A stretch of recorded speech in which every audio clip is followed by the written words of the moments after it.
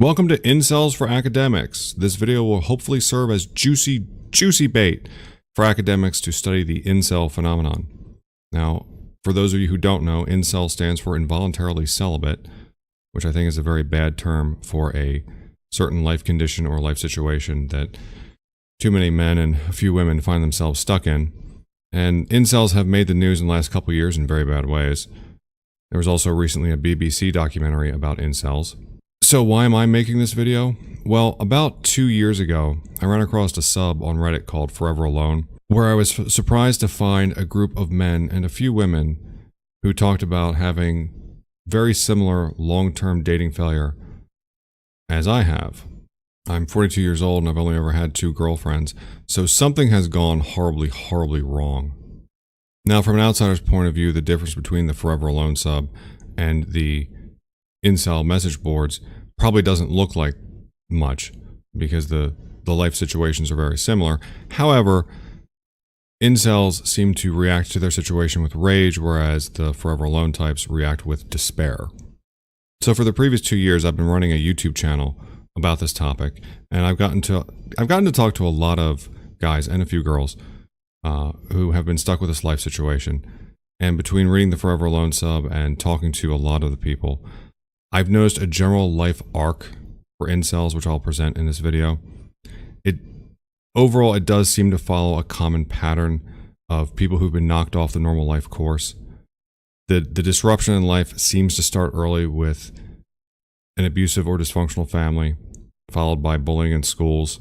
There's common mental health issues. A lot of incels have very few or no friends. And once you're knocked off that normal life course, it seems that getting back onto it is extraordinarily difficult. I'm also going to talk about 2 longer-term social trends that may be contributing to the incel phenomenon. The 2 I've chosen seem to rarely come up, but I suspect is having some impact on the creation of new incels. Now, how much of an impact these 2 trends are having, I don't honestly know, and that's part of why I'm making this video. Because if the incel phenomenon was actually studied, we'd have a better idea of what was going on. And why should academics or larger society care about this at all? Isn't it just a small group of lonely, angry online men? No, in this video, I'm going to present a news article that if I am correct that this is part of a larger social trend, then it's affecting about 1/3 of all men between the ages of 18 to 30. So about 1 out of 3 of every young man you meet is probably affected by this phenomena in some way. Now, before we get into this, let's try to give some kind of definition to our term here. And as far as I'm aware, there's been very little academic research on incels. And this paper is from a place I like to call Gestor, Involuntary Celibacy, a Life Course Analysis. You can get it for $58 here. Or you can just read the whole thing here. I'll put links in the description box below. There's a few parts here I want to highlight. I'm not going to read the whole thing. The authors of the paper define involuntary celibate as one who desires to have sex but has been unable to find a willing partner for at least 6 months prior to being surveyed. They chose 6 months since they recognize the reality that people often go without sex for weeks or months, but after a certain length of time begin to worry. They realize that 6-month cutoff is arbitrary and say that the reality is, for this project, the important thing is whether or not the person defines themselves as an involuntary celibate. They included married people who partner couples whose partners no longer desired sex with them, unpartnered singles who had sexual relationships in the past but were unable to find a partner currently, and they include heterosexuals, bisexuals, homosexuals, and transsexuals in their sample. So this is one possible definition of involuntary celibate, someone who's gone 6 months or longer without a willing partner. I don't know if that's really a good time frame for this, but from both my own experience and talking to a lot of the guys stuck with this problem, it goes on for a whole lot longer than 6 months. Here's another part of the paper I want to highlight. The authors propose that involuntary celibacy is more than one event, but is a combination of the timing, sequencing, and duration of sexual behavior. A life course perspective suggests that people who become off time in regard to life transitions involving sexuality begin to feel as if they are no longer traveling on the same path as their peers. And once this happens, it may become difficult to conform to the normative sexual trajectories that their peers are following. I think this paragraph here has a couple good insights, saying that it's more than one event. Yes, from what I've noticed, it's not one, for most of the guys stuck with this, most of the incels, it's not one thing going wrong, it's several or many things going wrong all at the same time over a long period of time. And one of the long-term effects is that it knocks you off the regular life course. And trying to get back on track is extremely difficult. And the older you get, I would say actually the worse that it gets. Because if you think about a woman my own age, 42, she's probably been married, divorced, has children, or at the very least has had multiple long-term relationships. In other words, she's had a romantic life I can't relate to. Now, would that make it impossible to date someone my own age or even close to my own age? I don't know that it would make it impossible, but the less you can relate to another person, I would think the harder forming a bond would be. Where it talks about how lack of dating and sexual experimentation in the teen years may be precursors to problems in adult sexual relationships. So this piece of research really corresponds to both my own personal life experiences and talking to a lot of the other guys, where things started going bad very early. And I think that if you're getting knocked off course early, the best time for course correction is also early in life. But recognizing that things are going wrong and getting the help you need, especially for a young person, might be difficult because the younger you are, typically the harder of a time you have articulating yourself or articulating exactly what the problem is. I'll get into more specifics in the rest of this video, though, when it comes to the issues that seem to be common among incels. Now, a good question would be, how many men is this really affecting?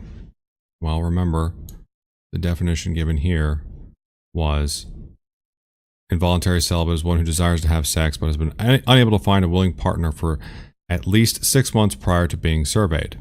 Yes, it's an arbitrary number, but that's enough time to get someone to worry. Well, here it is from the Salt Lake Tribune. The share of Americans not having sex has reached a record high. This data is based on the General Social Survey, and here in this graph, young men driving the decline in sex. Share of men and women between ages 18 and 30 reporting no sex in the past year. 28% of men. And remember, the definition previously given for incel was if you didn't have sex in the last 6 months. And here we have about 30% of men 18 to 30 who didn't have sex in the past year. Now, does that mean 30% of American men are now incels? I suspect the incels, who almost certainly have much longer term problems than most of these guys do, are just one extreme at the end of a larger spectrum. It's a larger spectrum of a societal level problem, which I will get into in more detail later in this video. Here's another element for why I think the incel phenomenon may be part of a larger social trend. This is from Forbes, Millennials and the Loneliness Epidemic. More than 2 in 10 adults in the United States, 22%, and the United Kingdom, 23%, say they always or often feel lonely, lack companionship, or feel left out or isolated. Nearly half of Americans always or sometimes feel alone, 46%, or left out, 47%. Fully 54% said they always or sometimes feel that no one knows them well. Loneliness is still something that greatly troubles millennials. Loneliness is the #1 fear of young people today, ranking ahead of losing a home or a job. Fully 42% of millennial women are more afraid of loneliness than a cancer diagnosis, by far the highest share of any generation. This is a social trend which has been gathering steam worldwide for decades. Since so many incels have very few or no friends, would it be fair to categorize incels as being on the extreme tail end of whatever is causing this larger loneliness epidemic? Would it be fair to see them as just a different shade of the color of the loneliness epidemic rather than a separate category all their own? Just for a quick overview, this is the Forever Alone sub on Reddit. Originally, it was a meme sub. It was created because of a meme from 4chan with the Forever Alone guy. And then eventually it evolved into a bunch of men and a few women talking about their long-term dating and general life problems. It's the sub that I discovered where I was surprised to find a bunch of people who were talking about similar life experiences to my own. As of making this video, it has 113,000 subs. And yes, it's poorly named for what it is. As far as I'm aware, there is no real good name that describes the general life arc that I'm going to be talking about in this video.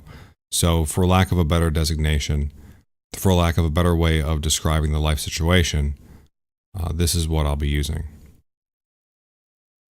Now let's talk about how an incel or forever alone is created. And I'm lumping these two groups of people together because from an outsider's point of view, these two groups of people will look the same even though the details are different. I'm trying to present this from an outsider's point of view, hopefully so that others will understand the situation better. And I'll point out some of the important differences later in this presentation between the two groups. Now, what I'm presenting here are my personal observations. I can't really prove any of this to you with data. All I can do is tell you the patterns that I've noticed. Now, is there possible bias in all of this? Yes, absolutely. Could it be my own bias? Yes. Could it be a bias of the kinds of people that sign up for message boards, or the kind of people who post more often on message boards, or a lot of different things? Yes, absolutely. But when I presented a previous version of this to the community, a lot of people agreed that, yeah, this does seem to be the general life arc of a lot of the people who are stuck with the situation. Now, first, to continue from the outsider's point of view, let me talk about what looks to be the 4 ingredients for a normal dating life. 4 of the things that, I'm not saying this is an exhaustive list necessarily, but the 4 of the things that seems to commonly happen to most people who end up having a normal dating life. The first thing is looks. As far as I'm aware and understand the social science, all of it points to the fact that when people are put to the test, they select for looks first and foremost. Yes, I'm including women. Women do select for looks before they select for character, just like men do as well. Women have the added requirement of height, where if they think a man is too short, nothing else will matter. Same thing with looks. If he's not physically attractive enough, nothing else will matter. The next ingredient is the right group of people, right for you. Next is the right gender balance, approximately 50-50 men to women, and at the right time in life, about ages 15 to 25. Now, by the right group of people, I mean people that you feel like you match with, people that you get along with, people you enjoy spending time with. Why is that important? Well, according to this survey results from Mike.com, how did you meet your current significant other? 38% of people met through friends in common. Another 22% met out in a social setting.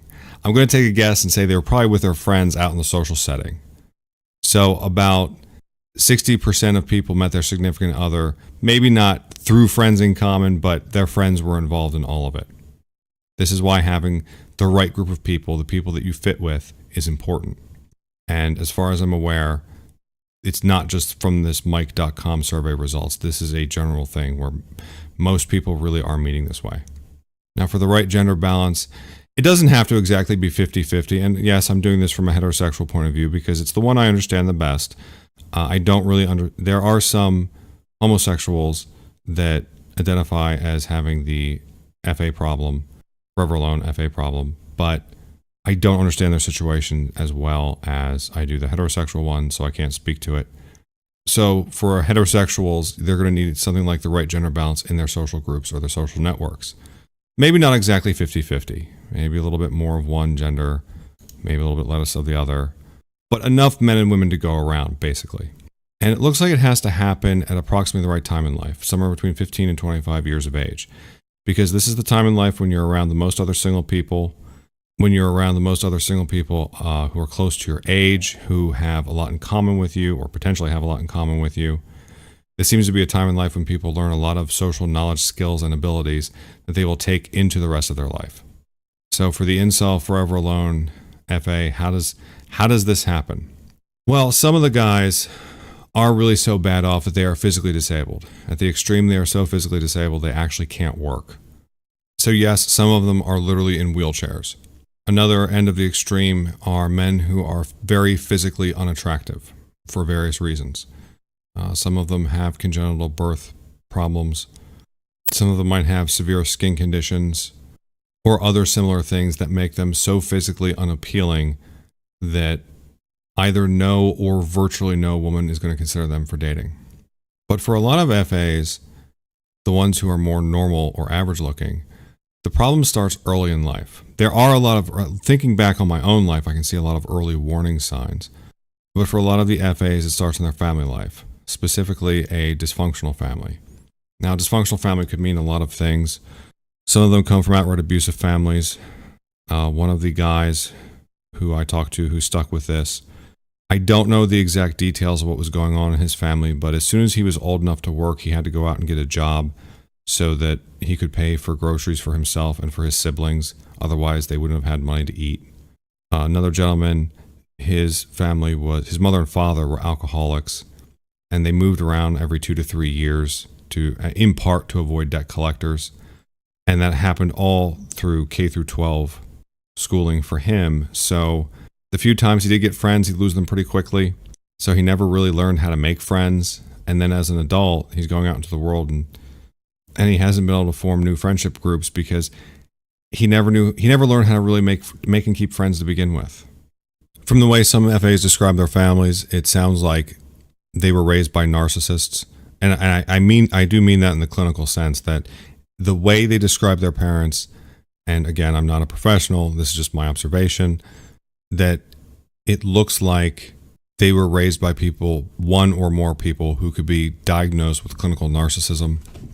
At a less extreme end, the family may have just been neglectful, maybe not providing proper support or mentorship for the young person, for the person stuck with the FA situation when they were young.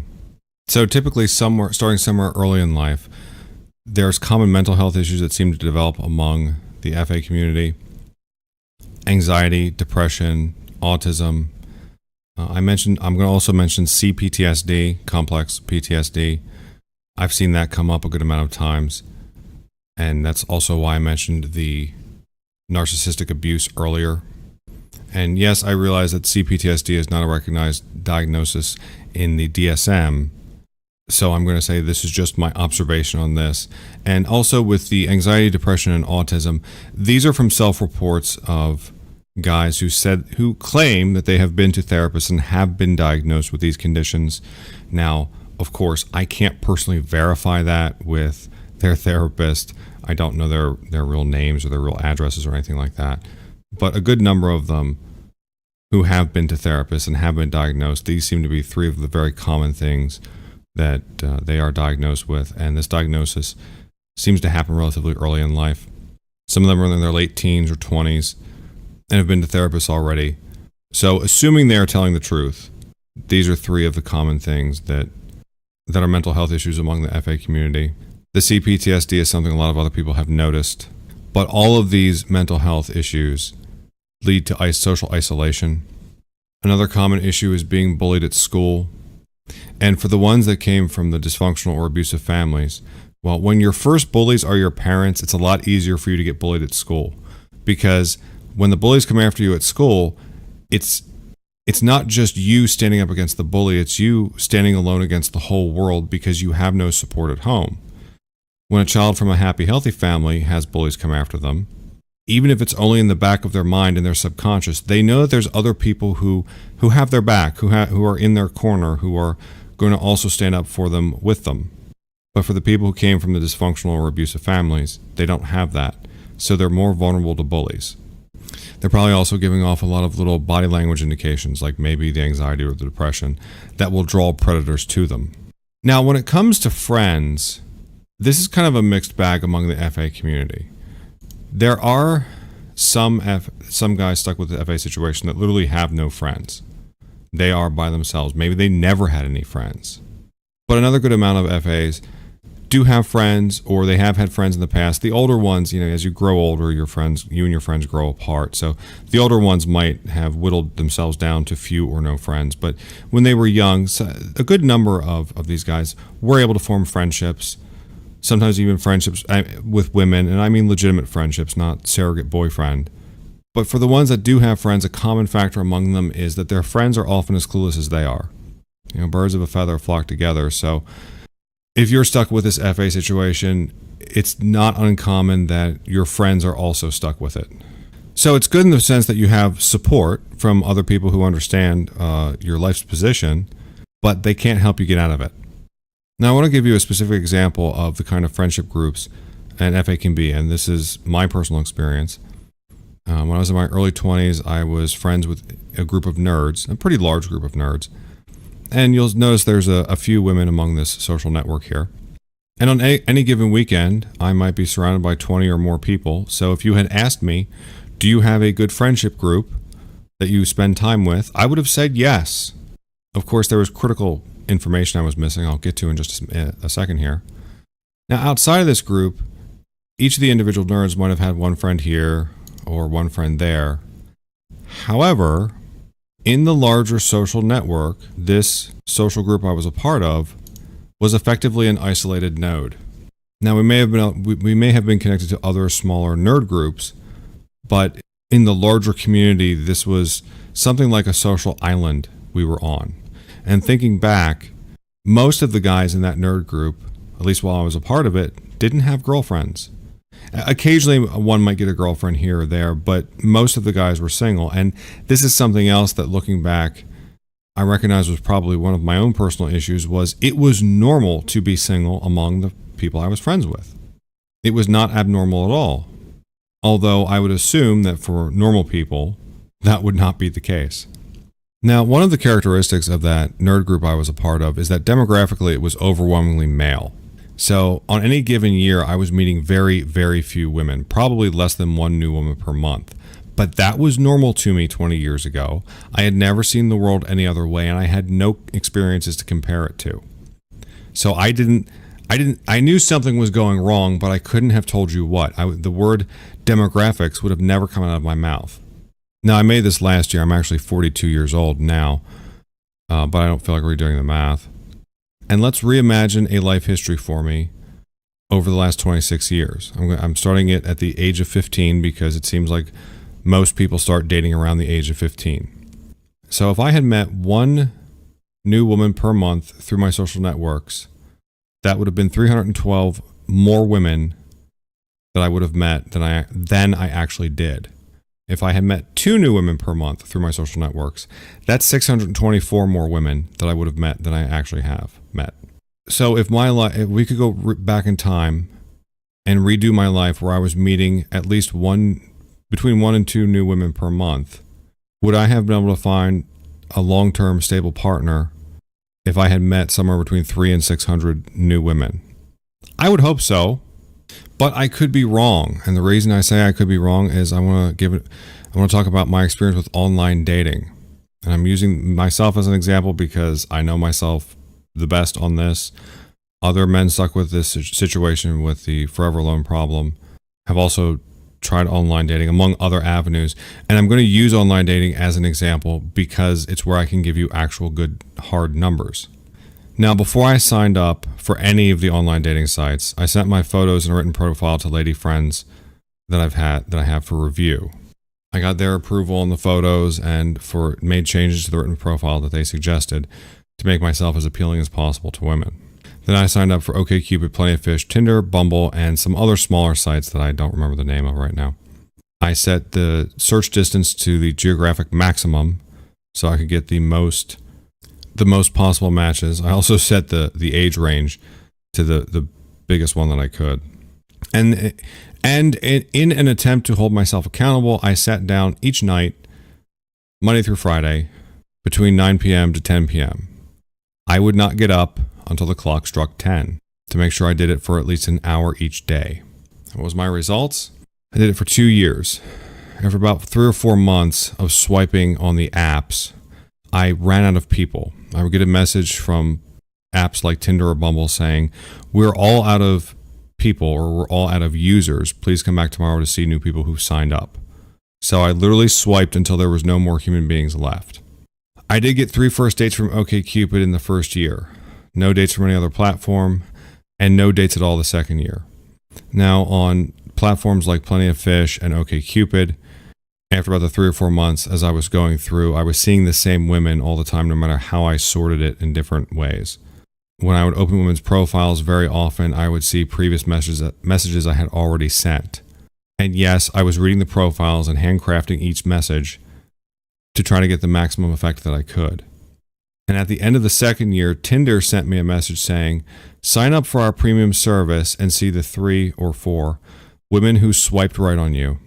So that's probably why I got so few first dates in 2 years. And these results do not surprise me because they mirror my experience in real life. If anything, I did better on online dating than I've ever done in real life. And in case you're wondering, the 3 first dates more or less went fine. There wasn't really any chemistry there between me and the women.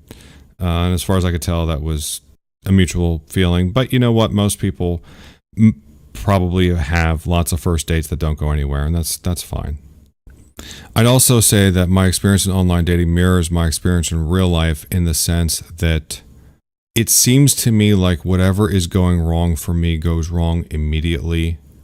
It's not like women are getting to know me and then reject me. It's more like they're not considering me at all. And since I was not getting replies and not getting swiped right on, well, that would seem to fit the pattern of not being considered at all. And what does this all lead to? Well, there was a comment on the Forever Alone sub that I liked that I wanted to share with everyone. The poster says, "It is unbelievably frustrating." Yeah, that's an understatement. He says, "To the best of my knowledge, I'm just a normal dude, decent looking, good job, treat people nicely, conversational, but I'm 30 and have never had a date, and I have no idea why."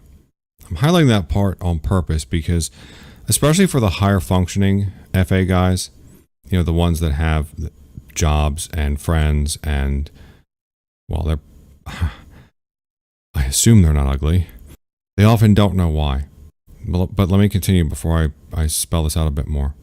OP continues, "Nobody will tell me what's wrong with me, if anything. So I don't even know what to do to try to improve the situation. The typical advice people give is amazingly frustrating too because it's stuff I already do. I'm on OkCupid, I'm reasonably fit and healthy, I dress well, I like myself just fine, I have real hobbies and interests, I have no problem talking to women. But nobody gives a crap, and it feels so purely arbitrary and utterly hopeless."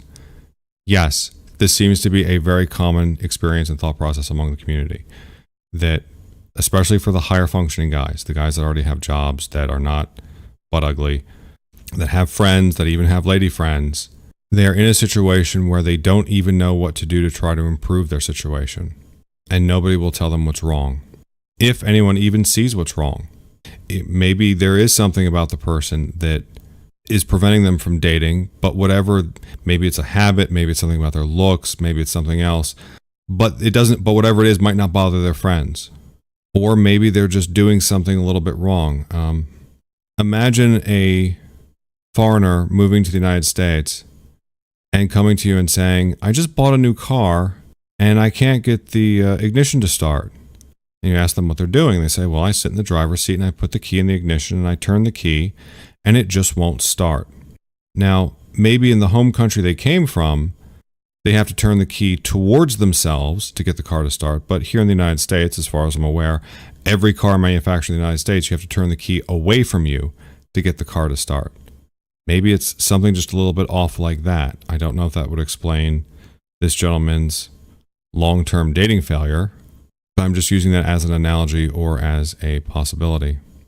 Other issues can also come up for the guys with these long-term dating failures. One of the early videos I made on my FA channel was a response video to another gentleman who he's taken his channel down, where he talked about how he met a new girl and can't tell if she likes him. Well, I have had 2 previous girlfriends, and the 2 that I did have, I could tell they liked me right away. And after having those 2 experiences, it occurred to me that when a girl does like you, it's usually pretty obvious. And the reason for this man's confusion and why he couldn't tell, or part of the reason for his confusion, and why he couldn't tell if this girl liked him or not, is because he had literally never seen it before, what it looked like when a woman would like him. So he had no point of comparison. That was one of the knowledge, skills, abilities that he missed, that most people seem to gain somewhere between the ages of 15 and 25 years old. That's that critical time. That's why the time period is so critical, because that's where you learn those social knowledge, skills, and abilities. As far as I go, I can definitely empathize with this particular poster because he says, "I don't even know what to do to try to improve the situation. When I was younger, I thought of myself as a nerd, but after being involved with nerd hobbies for years, I found that I didn't really get along with, I don't want to say I got into conflicts with nerds, but I didn't feel like I fit in. I didn't feel like I really belonged. And unfortunately, while I have been able to find small social groups here or there, or maybe individuals here or there, I've never found a real place that I could call quote unquote home. I've never found social groups where I felt at home with a larger group. So I am personally at a point where I literally would not know where to go to meet women who might match with me. And why don't I know that? Well, I assume my situation is similar to that guy I made the response video to, where he had never seen what it looked like when a girl likes him. There must be some critical social information that I did not learn between the ages of 15 to 25 that would have told me where I should go to meet people who would be like-minded. And what does all this frustration lead to? Well, for the people who are on the Forever Alone sub, or who describe their life situation as FA, it leads to despair. Now, over on the incel forums, it leads to rage. And that seems to be the two primary responses to this level of frustration in this life situation, is despair or rage. Now, I'm not trying to make excuses for the behavior of any individual in either of these communities, and this is one of the critical differences, despair and rage, between the two communities. I'm just trying to explain the cause and effect. But this frustration also does something else. It opens up the pit to the nihilistic abyss, where Nietzsche is waiting for you. Being stuck with this kind of situation has a real way of sucking the life out of your life, has a real way of demotivating you for everything else. If you're not going to have a family, if there's not going to be loved ones surrounding you, well, why strive for more than just earning enough money to feed the cat? Why push harder in life? You might tell us to focus on our passions, but without other people, the enjoyment of those passions is drained from you. I remember an evening many years ago, I was walking home from a theater in DC. I went and saw a live stage play. I was walking towards the DC Metro, and it was cold, and it was getting dark, and I was the only person on that particular city block. And I remember thinking to myself, is this how it's going to be for the rest of my life? Just me walking alone on a cold city block. I didn't like that experience. I enjoyed the play, certainly, but the social part of the experience, the isolation, I didn't like that, and I never went back. I've since moved from DC, so I'm not going to be going back to that theater anytime soon, even if I wanted to. Now, there is a little bit of data we can look at. This is from the website Ịņçęls.me, 6-month survey result. If you take a look at the age, the majority are somewhere between 18 and 30. Most are from North America and Europe. Now, this is a self-report survey, so for whatever that's worth. Ethnicity. Typically, the incel Forever Alone groups are painted as straight white males, when actually it's only about half. And there are many other ethnic groups included in this mix. Overwhelming majority have never had sex or a girlfriend, sex with a girl, neither kissed a girl. They have not visited escorts because they're not really just looking for sex. 71% consider themselves to be mentally ill. Now, is that self-diagnosis or is that an actual diagnosis? I don't know. The majority work or study, or work and study. Only a minority are NEETs. So the stereotype of a bunch of neckbeards living in their mom's basement looks like it's not correct. Many consider themselves misanthropes. You'll notice that a majority either have no friends or they responded, they aren't really friends, just quote-unquote friends. This seems to be isolation, and a lack of social network seems to be a common problem. It makes me think about how when a person gets stuck economically, with money at zero, something similar is going on here, where with friends, you get stuck at 0 friends, and then you can't escape. Most are not overweight. Now, like I said, these are just self-report numbers, and the sample size is small, but for what it's worth, there you go.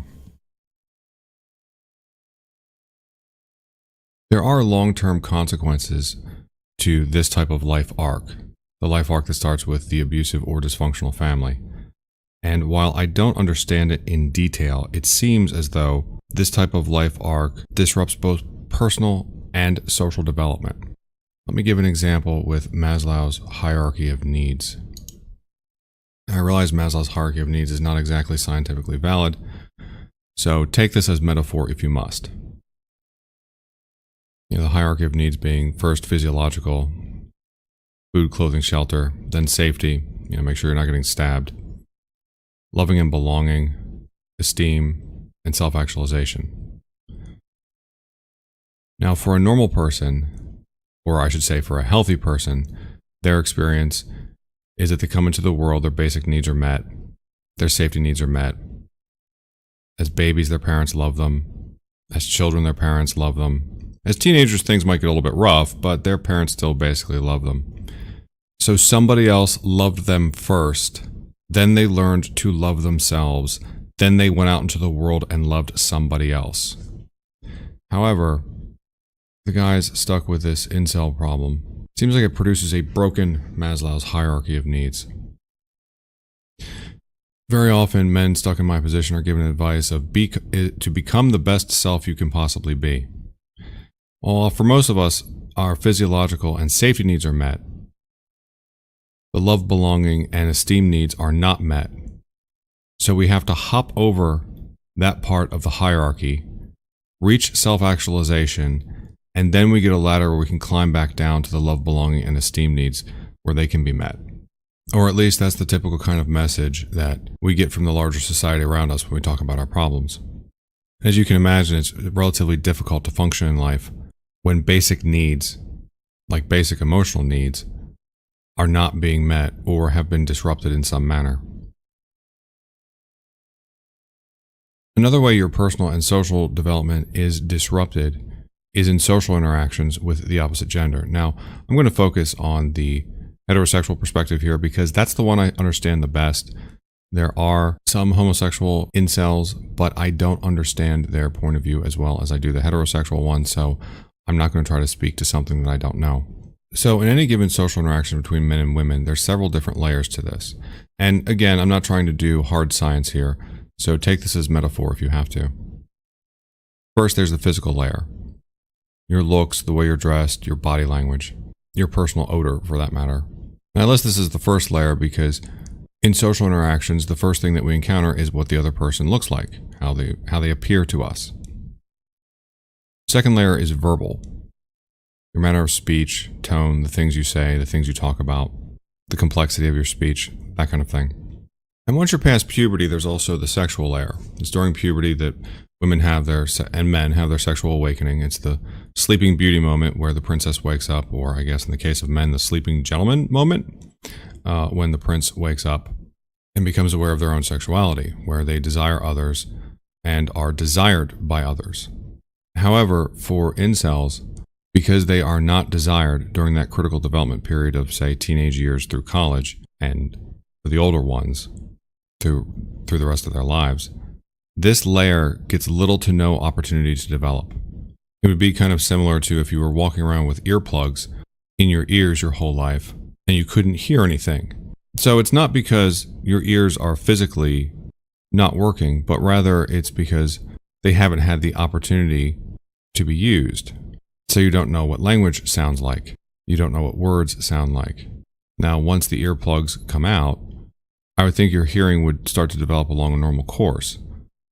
But it can't really develop unless you have the opportunity to hear other people speak.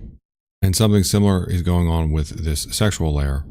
There's never been an opportunity for it to develop, so the knowledge, skills, and abilities that everyone else learns during that sexual awakening period is something that you don't get to learn. Let me give you a specific example of what I mean that should help clear this up. As I've been running my channel, I've been occasionally contacted by women, all of whom are just a short plane flight away, or just a continent away. One of the women, who is just a continent away, contacted me a while back. She sent me a short life biography as well as some photographs of herself. And in my reply email, I asked her questions about her life and thought that I was engaging in normal conversation. However, her reply emails to me seemed rather upset, and I didn't understand why. A while later, in a follow-up email from her, she explained that I was literally the only man on planet Earth that she had ever sent her photographs to that didn't make any kind of comment on her looks. I didn't tell her that she was pretty. And honestly, it didn't even occur to me to do so. And I thought back on this, and in general, I don't comment on women's looks. Very occasionally I will. I remember when I was 25 years old, there was a married lady I was friends with who was a very physically attractive woman who told me about how she was at a gas station one day and a random strange man that she didn't know told her that he thought she looked pretty that day, and it made her very happy.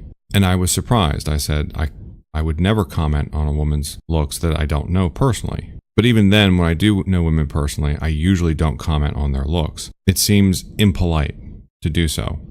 However, if women are expecting this kind of thing, especially out of men who they are considering for romantic prospects, and I'm not doing that it makes me wonder what other things am I not doing, or I'm doing wrong, or I'm not doing right, and I'm not even aware of it. And I tried thinking as far back as I could on this, and one question that I can't answer is, at some point in the past, did I make a conscious decision to not comment on women's looks, or did I just never start doing it? I'm not really sure. But whichever it is, this is a good example of things failing at a very basic level. Things that probably a lot of people are going to overlook or not even consider. Because to most people, this is just normal behavior. It's assumed behavior. It is assumed you will be doing things like this. And yet, I'm not. Because the sexual aspect of me, of my humanity, or my personhood, whatever you want to call that, never had an opportunity to develop. Or maybe more precisely, didn't have much of an opportunity to develop. And I think back on the 2 girlfriends that I had, and I don't know if I told them I thought they were pretty very often. I'm fairly certain I did with both of them at least a few times, but it probably was not a common thing. And I have to wonder, what other basic things was I not doing with those 2 that is assumed behavior? Now, from what I can tell from talking to incels, most of them are actually in a worse situation than mine. Since I did have those 2 girlfriends and on extremely rare occasions get the first date, at least I have some practice, some development in this area, whereas most of them have had nothing at all. I'm sharing the results from my online dating for several reasons. One of them is to give you an idea of how bad it is for men in my situation. I remember a video, I think the channel was called Deciding to Do Better or Deciding to Be Better, something like that. I had a recorded call with Jordan Peterson, where Dr. Peterson told the man, he was this bald guy, I can't remember his name, sorry. Told him to use online dating to get and make a goal of getting 20 first dates. And when I was watching that video, I had to pause it right there so I could quietly die inside a little bit before I resumed watching, because getting 20 first dates from online dating seems almost completely unbelievable to me. And in case anyone's wondering, the women I did have the few first dates with, they were just regular women, okay? I wasn't holding out for the hotties. There's nothing silly like that going on. But another reason I'm telling you about my results from online dating is because of something I've noticed both in real life and online, especially since I've had my channels up and running, that I've run into is that there seems to be a very, I don't know if it's large, but there's a big enough gap between the dating experiences normal people have versus the dating experiences that men in my situation have, that it seems to break down communication to some degree. So very often, at best, the advice we get sounds like it's off base. At worst, the advice sounds like it's all completely off in some kind of la-la land. You know, maybe we get advice like, just take a shower, bro. Just get a haircut, bro. Just learn how to dress better, bro. Or another one, just take whatever comes along or lower your standards. Well, to give you context for the lower your standards thing, I remember back when I was about 30 years old, a friend of mine met a woman that he would eventually get married to. And the long story short is that when he met her, she had just separated from her second husband, so the divorce process had only just begun. And less than 6 months later, he was planning on moving in with her. She had 2 children, one by each husband. One husband was a felon. One husband was just a deadbeat. He had to move out of state to be with her because he had met her through a mutual friend. And to my utter and complete shock, because I didn't know this woman really at all, he told me that the summer she was moving out there, or I'm sorry, that he was moving out to be with her, was very close to her birthday. Like the day he was going to be there was her birthday was soon. I don't remember if it was right before or right after it. And I said to my friend, "Oh, well, how old is she?" And he said, "She'll be turning 21. So 2 divorces, 2 kids by 2 different men, to her 2 different husbands, by the age of 21. And no, she was not conventionally attractive. So there was not that as what was luring him in. The reason I'm telling you this story is because when people tell us to lower our standards, this woman is one point of reference that might occur, that we might be thinking of, or men in my position might be thinking of, when we hear those words, lower your standards. So lower your standards translates into something like either make yourself weaker or step on an obvious landmine. And if your goal is a happy, healthy relationship, I suppose if your goal is just a relationship, any relationship, then yeah, man, go right ahead and step on those landmines. If your goal is actually a happy, healthy relationship where the two of you work together to build a life together, then you're going to have to use some level of discernment when choosing a mate or a partner. That communication gap also comes up when it comes to, for example, with my example with the online dating. You know, when people tell me things like, just put yourself out there, just be friendly. You know, you'll meet someone. I remember 20 years ago, basically just getting a pat on the head and that kind of message. And I would be telling people, no, something's going really wrong. Well, you know, assuming that I meet the minimum standards for dating anyway. Or when you tell people about your results, at best you might get disbelief. At worst, you might get a message. You might get people telling you something like, you're failing on purpose. No. So when communication is coming either to or from the men who are stuck with this situation, I suspect part of the problem, and probably part of the frustration on the part of those stuck with the situation, is that outsiders are not hearing us correctly when we speak because they don't understand our point of view. And since we've never seen what a normal dating life looks like, we don't understand their point of view. For example, to give you an outsider's point of view example, there was a conversation I had with another YouTuber named Wandering Wojak, where he talked about how apparently in normal friends groups, people will help other people find a mate. They'll help each other find a boyfriend or a girlfriend. You know, the friends act as like a referral service. And as we saw earlier from that survey that I showed from Mike.com, yeah, a lot of people do meet their significant other through mutual friends. Or by going out, and I assume they're going out with their friends, and their friends are probably assisting in that. Now, I didn't know that. I had only ever seen that happen once to someone else. It was a very physically attractive woman that I knew. When people found out she was single, they were tripping over themselves to help her find a boyfriend. And I just thought, okay, well, maybe that only happens for good-looking women. There were a few other times where people pointed out single women to me. However, the times that it did happen, it wasn't as though the people said, hey, I met a girl who I think really matches well with you, or I just think you might get along with or like, you know, why don't you meet up with her? No, it was just, hey, there's a person over there that happens to be female and they're single. To give you two quick examples of what I'm talking about, one was a young woman that was into a lifestyle that I've never had any kind of interest in. And from what I knew of her, the times I interacted with her, I didn't really feel like there was any kind of, like, we didn't really get along. I don't mean there was conflict. I mean, there was nothing there. But she was pointed out to me because she was single. That was all. It wasn't a thing of, hey, I think you two, you know, would get along well. It was just, hey, that one's single. Another time it was not significantly, but I mean, like, I don't think she was 20 years older than me, but she was a good amount older than me. Single mother of two. And I was at a point where I was like, no, I'm too young to want to have to deal with that kind of thing. So I back then I thought I still had time.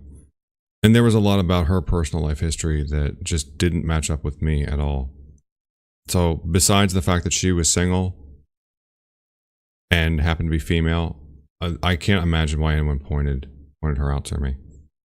What I'm getting at is it would be like taking some choir boy from church and saying, hey, that girl in the biker gang over there, hey, she's single. You know, or vice versa. You know, you get some dude from an outlaw biker gang and tell him, hey, do you see that lady college professor over there? Yeah, she's single. Why don't you guys go get together? I mean, that almost certainly wouldn't make sense for a pairing. And to give some further context to all of this, when I was around 30 years old, there was a telephone conversation I had with a friend of mine. Now, I'd known this guy since I was 15 years old, and he was engaged to be married, and he asked me, hey, Monday, when are you getting married? And at first I said, probably never, just as a joke. And then I thought about it for a second, and I said, well, in all the time you've known me, have you ever known a woman you thought would match with me? And I said, I'm not looking for a phone number or first date or even a name. You know, just, she could be alive or dead. She could be single or married or 18 or 80. I don't care. Just, have you ever met a woman you thought matched with me? And he got quiet for a minute or two and finally said, no. Now, by this point, the two of us had more or less gone our separate ways. different colleges, different friends groups, but we still stayed in contact. And so I called up some other people who had known me that I had known for at least the last 5 to 10 years, and asked them all the same question: had you ever met someone? And all of them said no. Now, one of the comments that I've gotten sometimes in my comment section is that there probably were women who liked me, but I was oblivious to it. I suppose that's possible. And when I was on the phone with these people that I knew, that I had known for years, I didn't directly ask them the question, "Hey, did you ever know anyone who liked me, in the years we've known each other?" But this would have been the time to speak up, if they had known someone. But they never did. They didn't say anything at all. So as far as I'm aware, through high school, through college, through most of my 20s, there were no women that really had any interest in me. Not that I'm aware of. I mean, is it possible some woman walking by on the street looked over and said, "Hey, that guy's cute"? I mean, I guess it's possible in her mind she thought that kind of thing, but there's no way for me to go back in time and know. And just to finish off this part about the online dating and the perspective of, or the point of view where men stuck with my situation are coming from, is, as you might imagine, the results are very frustrating. Because I put real effort into that. I sent my photos to my lady friends first. I sent the written profile to lady friends first to get approval from them. I spent an hour every night on many different dating platforms, and all I got was the 3 first dates the first year. And then the second year with Tinder, the 3 or 4 women who, if I signed up for the premium version of Tinder, would tell me that they swiped right on me. So, you compare that to that guy I think the channel was called Deciding to Be Better, Deciding to Do Better, where Peterson told him, make a goal of getting 20 first dates from online dating. And based on his reaction, I guess he thought that was a realistic thing to do. And here I get 3 in 1 year and then 0 afterwards.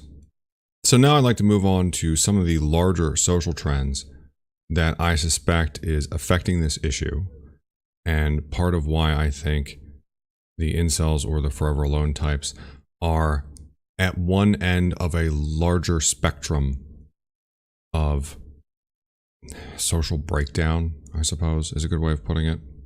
And in this section, I'll talk about a book published by Robert Putnam back in the year 2000 called Bowling Alone. So let's start by taking a quick look at the book, a summary of the book, Bowling Alone. Bowling Alone was written by Robert Putnam, came out back in the year 2000, but it was developed from a 1995 essay entitled Bowling Alone, America's Declining Social Capital. Putnam surveys the decline of social capital in the United States since 1950. He has described the reduction in all forms of in-person social intercourse, he said intercourse, upon which Americans used to found, educate, and enrich the fabric of their social lives. He argues that this undermines the active civil engagement, which is a strong democracy requirement from its citizens. You'll notice, and this is something I brought up in other videos, but notice the years. The first essay was in 1995. The book was in the year 2000. What we are looking at is not short-term social trends. It's not some recent thing because of the internet. It's not something that only happened in the last 20 years. This is long-term social breakdown. I believe it was back in the 19th century when we lost the extended family. Then in the 20th century, we were down to the nuclear family. It should be no surprise that the trend has continued for us to break down into atomized individuals. But let me get on with the summary of the book. Putnam notes the aggregate loss in membership and number of volunteers in many existing civic organizations such as religious groups, Knights of Columbus, B'nai B'rith, labor unions, parent-teacher associations, Federation of Women's Clubs, League of Women Voters, military veterans organizations, volunteers with Boy Scouts and the Red Cross, and fraternal organizations, Lions Club, Benevolent and Protective Order of Elks, United States Junior Chamber, Freemasonry, Rotary. In case you're wondering about the fraternal organizations, ever watch the old Flintstone cartoons where Fred and Barney wear the funny hats and they go to that Order of the Buffalo meetings and they talk about the Grand Poobah? That's what those were. To illustrate why the decline in Americans' membership in social organizations is problematic to democracy, Putnam uses bowling as an example. Although the number of people who bowl has increased over the last 20 years, the number of people who bowl in leagues has decreased. If people bowl alone, they do not participate in social interaction and civic discussion that might occur in a league environment. I would add to that by saying that they're not forming the social networks that they used to. That what he's talking about here might be thought of as social hubs from which people can connect. And the more people that you're connected to, in the context of the forever alone or incel phenomenon, the more people you're connected to, the better chance you have of finding a partner. Putnam then contrasts the counter-trends of ever-increasing mass membership organizations, nonprofit organizations, and support groups to the data of the General Social Survey. This data shows an aggregate decline in membership of traditional civic organizations, supporting his thesis that the U.S. social capital has declined. He then asked the obvious question, why is U.S. social capital eroding? He does not believe that the movement of women into the workforce, the repotting hypothesis, and other demographic changes has much impact on the number of individuals engaging in civic associations. Instead, he suggests the main cause is technology, individualizing people's leisure time via television and the internet, suspecting that virtual reality helmets will carry this further in future. Obviously, he hasn't seen how crappy our virtual reality helmets are. Putnam suggests closer studies of which forms of associations can create the greatest social capital, how various aspects of technology changes in social equality and public policy affect social capital. He closes by emphasizing the importance of discovering how the United States could reverse this trend of social capital decay. So what does bowling alone have to do with the incel issue? Or not just that, but the loneliness epidemic, the 30% of men who didn't have sex last year? Well, if everything from bowling leagues to fraternal organizations were serving as social hubs where people could meet each other, and I don't just mean the individuals, not just like the man and woman who eventually, start dating and get married, but even if it was their parents or friends or close relatives, your uncle met some girl at the local moose lodge and said, hey, or they met the parents of some girl through the local moose lodge and said, hey, nephew, there's a single girl in town and she might match up with you. Those kinds of things aren't happening anymore. And it seems like social media has not really replaced what those old social hubs used to do. So one of the issues for the loneliness epidemic, the 30% of men and the incels, might just be that people aren't meeting people anymore, not the way they used to. And from what I'm aware, America does seem to be becoming more of a low trust society. So that could add fuel to the fire for people not meeting one another because, you're not going to want to talk to strangers. I mean, in this day and age, how many of us even really know our neighbors? I kind of really don't. And when it comes to this issue, whether it's loneliness epidemic, 30% of guys, or incels, I don't see Robert Putnam really brought up very much. Actually, I've never seen, except on my channel, I've never seen Robert Putnam's work brought up at all. And there was the interview he did a few years ago where he talked about how he was specific about the lower class, but among the lower class, there's not really much in the way of mentors, and just not necessarily in the sense of parents, but even in the sense of just older adults that young people can look up to and act as role models. The older people acting as role models to the kids, not the other way around. That'd be really weird. But with the lack of role models for the kids, with the lack of parental support, and this being at the lower class, but I can't give you any data, but I've noticed something similar in the middle class as well. It seems like there's just a general lack of mentorship of younger people in general, and that's probably why you see the rise of things like the so-called red pill community, the pickup artists, even maybe the MGTOW guys online, because those things aren't happening in real life. That when I assume at one point in time in the past, maybe they did, and probably still in small communities, that kind of mentorship and direct education of the young in social matters happens, but in the larger American community, it doesn't seem to be happening. But that's one area where I can't really provide any kind of numbers for. I wouldn't know where to look because, I'm not an academic myself. Do I look like a college professor? Don't answer that. So I hope this video has served as the juicy bait that I hope it does for academics to actually study the incel phenomenon. And while I may not have convinced you it's part of a larger social trend, I think that there is enough there to suggest that it perhaps is. And in some ways, what we're seeing now should not surprise us. Because back in the 19th century, I believe it was the 19th century, we lost the extended family. In the 20th century, we were down to the nuclear family. And now we're seeing the rise of atomized individuals.